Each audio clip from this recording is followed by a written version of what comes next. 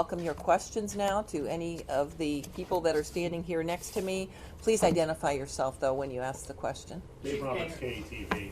The biggest concern that I've heard among people down there, and I've talked to some experts about this, is that it could be 5 years before anything gets renovated or rebuilt down there because of finger pointing between attorneys and insurance companies. Is there anything that the city can do to speed that process up so that structure as it is right now doesn't stay like that? Well, I don't necessarily believe that's the case, Dave. In fact, I just met with the Mercer family, and we were talking about timelines. And if it is determined that the shell can be saved, they're looking at a period of approximately 2 years. Jay, did you want to say something else as far as that goes? Yeah, that obviously, Dave, you bring up a good point. What about attorneys and so on? The city doesn't try to get involved in that. So, if everything goes as planned, we have a couple things we're concerned about with the structure right now. If we make it through the next few days with Mother Nature not causing me any damage, then they can probably start to look at how we can move forward with reconstruction. They're very anxious to do that. The insurance company is very anxious to get that started. So, obviously litigation is what litigation is. And explain maybe when you said the Mother Nature, there's an issue if we have some thawing and freezing with all the water that's permeated the building? We had to put the fire department had to put a lot of water on the fire to put it out. And because of that, in the hot spots, the water continued to get in there. Well, the brick itself is a softer brick, and it's built with a multiple width pattern, as they call it.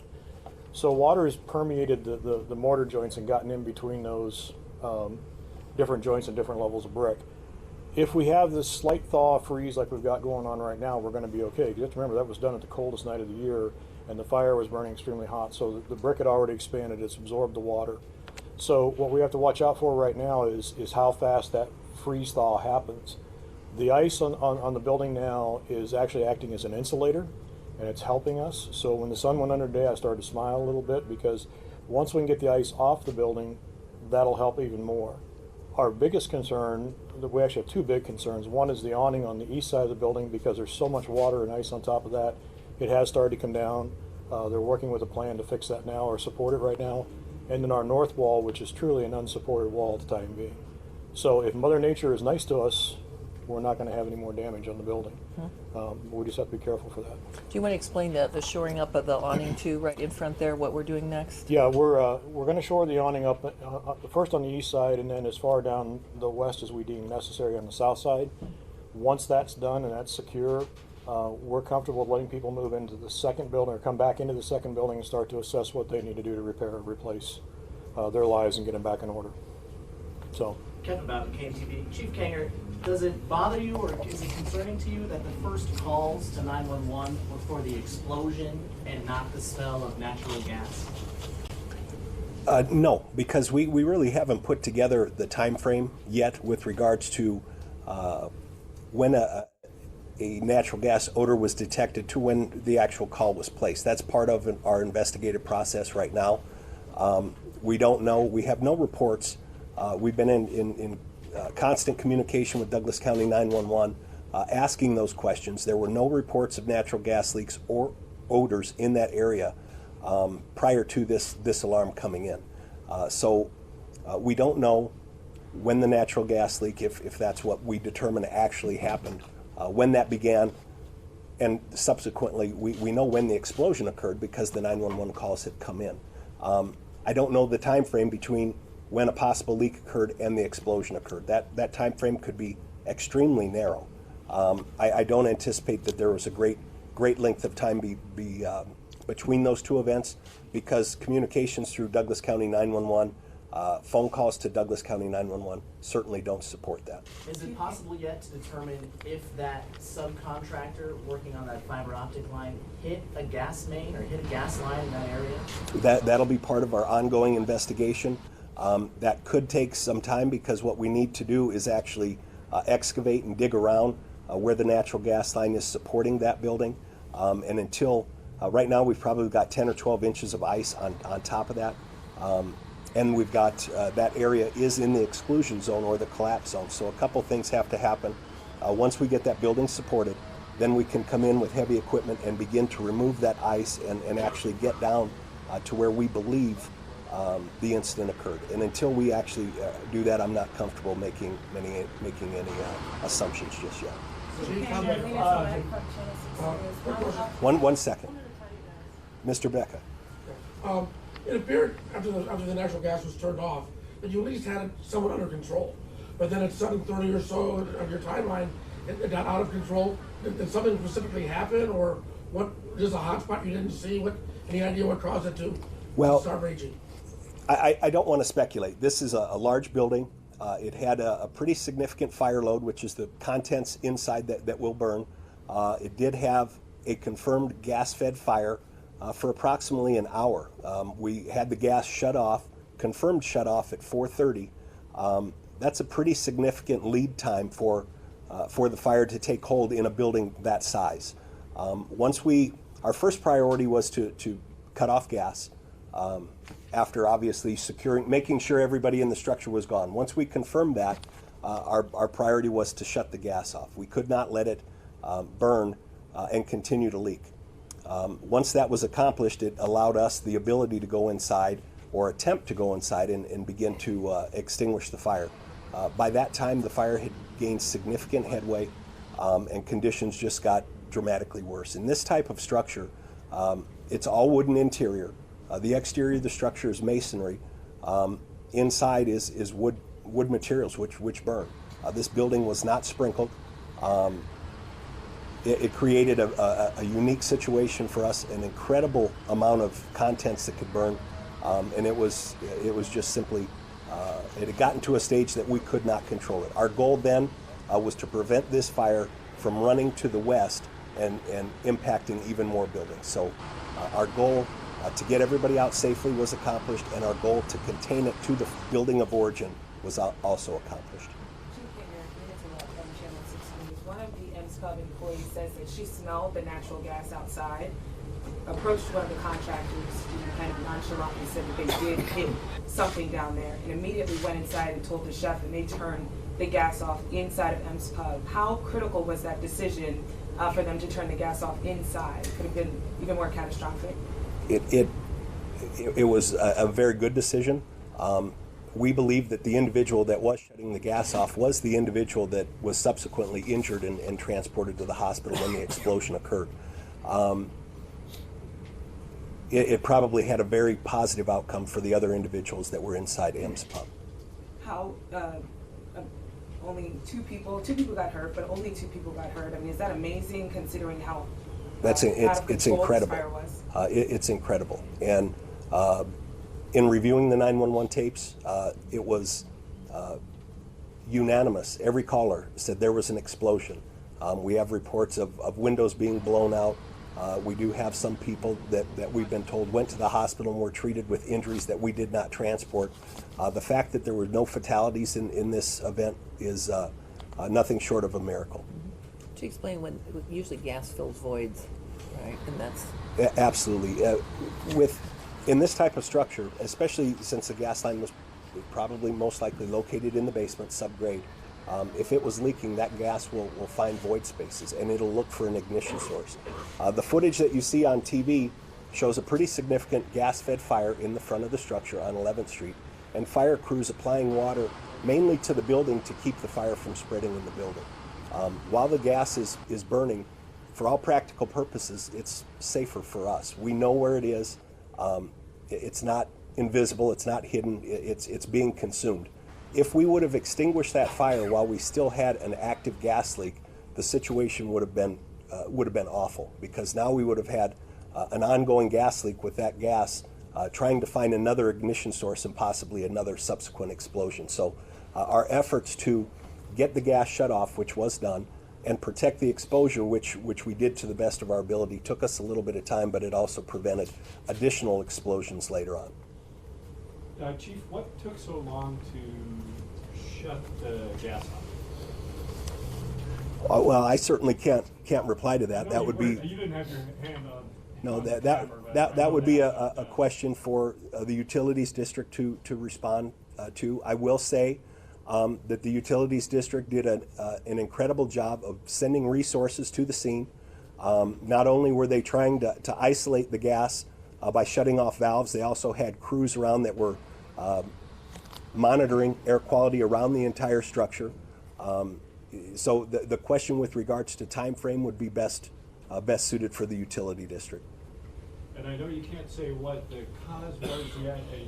You did have one of the 911 callers said that they believe the natural gas line had been hit. It sounded like that call came from a man from outside to M's Pub restaurant. Would the fire that happened be consistent with natural gas line having been broken? Well, what I can confirm unequivocally is there was construction taking place in front of that structure, and that we did have a gas-fed fire. So at some point, gas service to that building had been compromised, resulting in a gas leak and the subsequent fire that occurred. How that occurred and who is responsible for that occurring will be part of our investigation. This is probably a good question for Jay. When you have a construction permit and you're digging in the city of Omaha, as far as the crews doing the actual work, is there protocol as far as who calls 911, who calls for help when they think there could have been a gas line break or a gas line issue? I'm not sure I can answer that question necessarily. I don't deal with utility contractors, but any of the contractors that we deal with that are working on construction sites, if they think or they notice, they usually instigate the 911 call themselves. Again, I don't know the situation here, whether they didn't, or how it happened, so I couldn't answer that for you. You might mention too, before they start digging, they find Right. where the utilities are. That's correct. They were doing that. They did do their locate. We do know that. They located the utilities that were in the street down there, so they knew where gas was and where water was. So from that point, we don't know. But if you know, sorry, go ahead. If they knew they hit a line, were they legally obligated to call 911 as soon as possible and warn people around that area? I couldn't answer that question. City attorney? Yeah, I'm not city sure I can attorney. tell you either. Yeah, I'm not sure we know. You're obligated as an excavator to call the 811 system for one call 24 hours in advance. Whether you're, I mean, common sense would tell you would have to do that, but whether it's a law or not, I couldn't tell you. No. What are you supposed to do if you smell natural gas or if you believe you've broken a natural gas line? Call 911. For this particular subcontractor, because it sounded like a contractor and then a subcontractor, do they have to have some type of distinguishable certification to work in certain neighborhoods? I mean, obviously this is an old neighborhood. Do they have to have certain certification? Bob, can you answer that? Yeah, typically what we end up doing, again, in this particular case, it was Unite Private Network that we have an agreement with, an overall agreement, because the agreement that we have with Unite is that they have the ability to install fiber within the city of Omaha, and part of that agreement that we have with them is that if they can share our conduit, then the city of Omaha gets part of that fiber at no cost to the city. So we have an overall agreement with them related to that. And then they also have a responsibility from the standpoint of a contractor that's working for them. And again, that contractor that's working for them has to essentially get a permit from us to excavate within the public right-of-way, which this particular contractor did do. Is there anything different about the kind of gas lines that would be in an area of town like that versus somewhere like a new development? Are they made out of something different? Are they more brittle? What's the infrastructure like underneath that sidewalk compared to newer areas of town? Jen, I think you can. I guess if you look at it, you've got an area of town that's hundreds of years old, and you've got new areas that, yeah, they are different. Now, have they upgraded those lines at some point in time? I don't know that. Obviously, I don't work for the utility, but we have to assume that maybe there's some older, still black pipe down there that they're using for gas line versus what they use in the new subdivision. So, I mean, there's always that assumption. We don't know again until the fire investigators are done. We'll have a much better idea of what's under there. So. We see these PSAs all the time saying, before you dig, call this number and check. Did the contractor check before doing any work around there? Do we have any record of the contractor actually knowing if there were gas lines around there? I understand that MUD had actually gone out prior date to that and had marked the gas and water line for them. So they were both marked. Mayor, you mentioned that you spoke to the Mercers. If you could just reflect on, I guess, how crippling this will be to the old market, which is such a major location in the city, to have a stretch blocked off, and then these businesses no longer in there, at least for the time being. Well, amazingly, Mr. Mercer Mark was in very good spirits today. Of course, it's devastating to him and his wife and all people affected in the surrounding area. He really, as I said before, he has the goal to rebuild. As much of it that they could save, he wants to save, which if they could do the shell. He was very concerned with the surrounding businesses. I know Mr. Davis mentioned it earlier. We're going to, where the streets are blocked off now, I think pretty immediately, or as we are sitting here right now, they are decreasing that amount that is totally blocked off. So hopefully very soon, within, I believe you said the next couple days, By Friday. by Friday, that we could get those that occupy the condominiums to the west of there back in to their units to see what's going on in there. There's going to be probably a lot of water and smoke damage, but at least they can get back in, as well as the restaurant, the Vivace's area where the Vivace's restaurant was. And so hopefully we can get them back by the end of the week into those. As far as rebuilding, like I said, there's a lot of things that have to be dealt with first. The insurance company that Mr. Mercer has is already working on it. And, he said just a few minutes ago that he felt like it could be a matter of a couple years, but he wants to rebuild it and he wants to move forward. Mayor, with this fire, where it is, and now we gotta block off some streets, what kind of social or cultural loss is this for the city and for the old market especially? Well, I think, like I do, everybody loves the old market, and what we want to do is to try to keep that negative impact as small as we possibly can. Jams, which is right next door to it, has been reopened. Stokes is reopened. Upstream is reopened. That means their utilities obviously have been restored. And so I got to give a lot of credit to all that have been working on this, Public Works, the utilities, companies in Omaha, to get those buildings back and open again and get their utilities restored. So as Chief Kanger said, in less than, what is it now, Chief, 35 hours, a lot has been done already, a lot has been achieved. But we still have those main buildings that were affected by the fire that we need to shore up and get in there to really find out what's going on. So I think a lot has been achieved in a very short period of time. But of course, the best interest of those that live there, that work there, that that we want to get them back to normalcy as soon as we can. And I will say this: Mr. Mercer wanted me to say that how appreciative he is of everyone and their support. He said everyone has been reaching out, from the businesses downtown to the entire community, asking that question. I don't know what I can do, but let me know if there's anything I can do, because I want to help. And he wanted me to relay that he's very, very appreciative of all the help and all the helping hands that have been reaching out to him and the businesses. Is there any chance that the people who lived above those businesses will ever get back in there to see if there's anything left of their lives? Well, I think those that lived right above M's, which is primarily Mr. Mercer and his wife, that's pretty much destroyed. I do think, like we said, those 12 units, I believe it's 12 that are to the west of there, there's smoke damage and there's fire damage.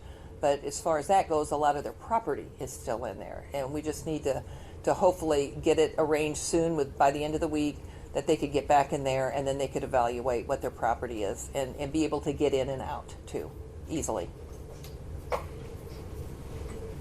Roseanne? Fire and permits, can you guys walk me through exactly what you do in your investigation going forward and what your time frame is for each building? Dean? Well, the investigation process is a lot very similar to what the police department would conduct. Our investigators are cross-trained police officers. So our goal is to map out a plan, and we did that this morning. We had a conference this morning with all the investigators and the related players, and we develop a plan and we move forward with that. Right now that plan consists mainly of conducting interviews, as I mentioned in my introduction, and eventually, once the scene is determined safe, we'll be able to get in there and conduct our field investigation, which is going to consist of excavating and hopefully getting into the building at some point and investigating on the interior in the basement. That's our ultimate goal. So what we do is we conduct those functions and we put everything together, and hopefully that will lead us to a legitimate, we describe it as the most probable cause of this fire. And for something like this, how long is it? Weeks, months?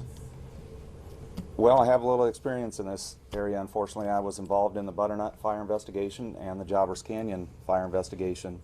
Unfortunately, the Butternut fire, we were never able to get into the building due to the danger. And that's possible in this case. I certainly hope it's not. Our ultimate goal is always to try and get in and do a hands-on investigation. We're hoping that that's the case with this fire. But yes, it could take, you know, if we excavate the suspected area that we're interested in now, and that gives us the answers that we need, it could be over fairly quickly. If we have to wait for the building to be shored up and made structurally sound before we can enter the basement and dig through 4 stories of debris, which we will attempt to do if possible, which we have done in the past, it could take weeks to months. It's hard to estimate the time. A typical fire investigation on a normal structure fire can last years, believe it or not. So it all depends on which direction the investigation takes us. Did you guys have someone in the building today? In the building, the actual affected building? No, we did not. We have been in the adjacent buildings, the building just to the west, and assessed that damage in those buildings. I'm sorry? In the condo building? The- Both condos? I'm not quite sure what the name is, but yes, right next door. The 5-story right next door, yes, we have. And we were able to retrieve a couple of companion cats that were located in one of the apartments, which was a concern to one of those residents, and they were just fine. Were they reunited? They were reunited, yes. We gave them some water and reunited them with there. So there is a little bit of a positive story here. I'm sorry? Do you know what their names are? No, I'm sorry. I do not. I do not. That'd be a question for the Humane Society or the owner. But no, we'll do our best to conduct a thorough legal investigation. It does take some time. You have to understand this could lead to hundreds of interviews, and that's why we've I mentioned the ATF's assistance. We reach out to the ATF. They have a trained investigator that works with us frequently, and that individual, we contact that individual for large dollar loss fires. It's a requirement, so we'll bring that individual in, and we've already identified which investigator is going to interview the related parties, and then we compile all that information, and what we do is we compare that information from the interview process, what they saw, what they told us, the videos that the witnesses took. We'll retrieve all of those, we'll process those, and we compare that to what we see when we get to dig into the ground and or dig through that basement. And our ultimate goal is to determine the point of origin of the fire. That's the exact point of where the fire originated, and that will allow us to determine, to change the status from under investigation to either accidental or what it could be. Dan, you said you've done a bunch of interviews already. Have you talked to the contractor? We have interviewed the contractor. There was a field interview of the contractor the day of the fire, and there is an ongoing interview as we speak this afternoon with that individual as well. Now, the owner of the contractor service, the fiber optics service, is on his way to town now, but we have an investigator that's in an ongoing interview as we speak with the subcontractor. Were they cooperative? Yes. Is it unusual, from my view out here, that it took more than an hour to shut out the fire?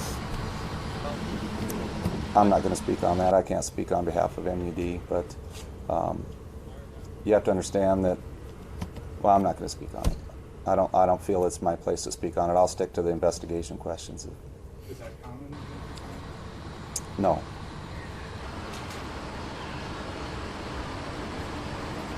Can you say definitively that no one called 911 reporting whether gas leaks or some ways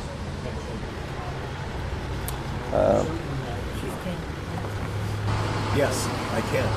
I've been in discussions with the 911 center last night and today, and I can definitively say that there were no calls for gas leaks or an odor of gas prior to the first call that was received by the dispatch center, which was approximately 2:50 p.m.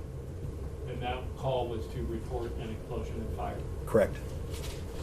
So was there ever any call reporting a gas odor or a bad odor? Or something? Their reports to me, and these questions certainly would be better directed to the director of the 911 Communications Center. But their reports. Good afternoon. It is just about 4 o'clock. Up Front at 4 starts right now with more of the mayor's news conference on the destructive fire at M's Pub from over the weekend. Are you aware if the fiber optics company is doing any other work in the city right now somewhere else? Yes, they are.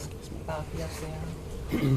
Again, Unite Private Network is a company that we've had a long-standing agreement with, and so they have multiple projects that are going on throughout the Omaha area. So yes, this is not the only location where they are working.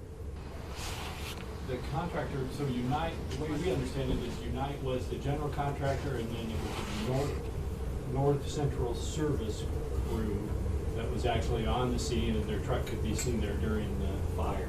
Yeah. Who was actually doing the work?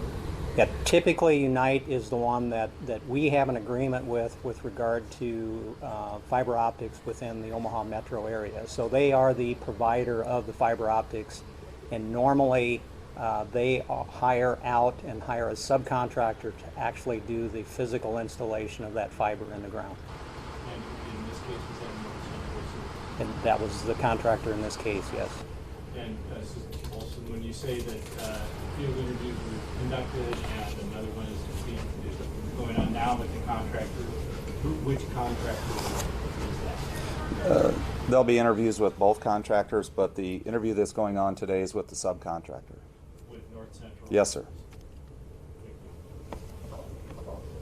Lindsay? Can I have Jay now describe what you guys do? Yeah, first of all, our job is to keep the fire investigators safe, so we work pretty closely with them. We evaluate the the structure itself to see if there's anything we have to be concerned about, to whether they can go in or not go in. And then we sit down, like this morning I sat down with fire investigators, and we determine what parts of the building we have to shore up before they can even go in to even work out in the street. We're worried about vibration and things like that. Once we've established that, then it's our job to then work with the structural part of the building as we move forward with the owner as they rebuild, make sure the plans are to code, and then of course the inspections are done to code throughout the process. So right now we work hand in hand with the fire department, both as an advisory position during the event and then afterwards with their fire investigators to make sure nobody gets hurt. That's our primary job up front. Thanks, Starling, KMTV. What if, I know it's too soon to tell, but what if people go, you deem it unsafe, building unsafe, what are the steps then? What's the ice falls and that sort of thing? I guess what are the steps after that, if that were to be the case? If it's deemed unsafe and unsalvageable, unfortunately, the only option left is probably to demolish the building. I don't want to talk about that yet because we're hoping that maybe with the weather cooperating a little bit this week, we don't have to worry about that. Certainly, we don't want to see that building torn down. It's in an area where everybody recognizes that part of Omaha. That's kind of a signature for us. And obviously the Mercers don't want to lose that building either. So yeah, hopefully we don't ever have to use that D word because we just don't like to do that. So does it make it different that it's a historical building in terms of trying to find the D word, demolish the building? Do you have to go through other type of paperwork that it would be because it is a historical building? Well, sadly, if it's beyond physical repair and a danger to others, no, we don't. At that point, we have to tear it down for public safety reasons. So. And I might mention that Mr. Mercer did say that not only did he want to preserve and rebuild the building if possible, that EMS wants to rebuild too and reopen. So they would like to reopen in that same spot if possible. Are there any city incentives or anything that the city can offer for someone that would rebuild a situation like this? Any incentives that the What city? kind of help can the city TIF would be TIF? the one. Yeah. Mm-hmm. so that it's sort of typical? Mm-hmm. Chief, a question that usually the white hat answers at the fire scene. Good. Maybe we haven't thought to ask yet. In the building, were there working smoke alarms, sprinklers, anything you could say about the fire control system within the building? There is a smoke detector system. There is not sprinklers. There is not a sprinkler system in that building. And do you know where the smoke detector? Yes, they were. What does it really matter now anyway? Well, I mean, it just reinforces the fact that there's a need for those systems. I guess the testament is that everybody made it out of that structure safely, and we had no fatalities. So yeah, the systems acted as they were supposed to. And were sprinklers required in that building? By code? That would be a question for our codes folks, but my guess is absolutely not. If a building is required to have sprinklers, we would not let them open up. So I would say no, they were not required to have sprinklers. If I can, Chief, I can answer you a little bit. At the current time, they don't require sprinklers. The new construction going back in will. And as we move forward, it's been a conversation, a topic of conversation for a number of years. Do we look at putting sprinklers in the old buildings in the old market? We don't know that yet. The newer codes, as they come out, start to move us in that direction. And as we adopt new code additions, we may have to look at doing that with a certain period of grandfatherness. Same as the fire code, it also addresses that. So, yeah, the Chief's correct. At this time, no, but when the rebuild goes back, yes, they will have to have sprinklers in there. And I might add, renovations have been done down the line on those buildings that have required sprinklers being put into them as well. So that helps us a lot. I'd also like to mention, considering the age of these buildings down there, Mr. Mercer was a big help the other night. Chief Olson said that he was down there with blueprints of that building. And because of him having the blueprints, it really helped the firefighters determine where the fire walls were, etc. So he was a big help at helping them attack this fire. You said these were some of the worst conditions that you've seen. Where does this rank as far as maybe the worst fires you've seen or dealt with here in the city? For me personally, in my 24 plus years, Butternut would probably be number one, and this would be number two. Both were very similar, same type of construction. Butternut was a much larger building, but the weather conditions were brutal. It was, I believe, when I left the scene, or when we left the scene at approximately 12:30 that evening, it was registering about 6 below zero, not including the wind chill. So it was a brutal night. I'm extremely proud of the men and women of the Omaha Fire Department that were working, because it was a testament to their hardiness to be able to work through those types of conditions, overcome some adversity. We had some mechanical issues just due to the cold weather. We use water to put fires out, and water doesn't work very well when it's frozen. So we had a lot of things to overcome. We were able to do it with the help of our city partners and our City of Omaha private partners.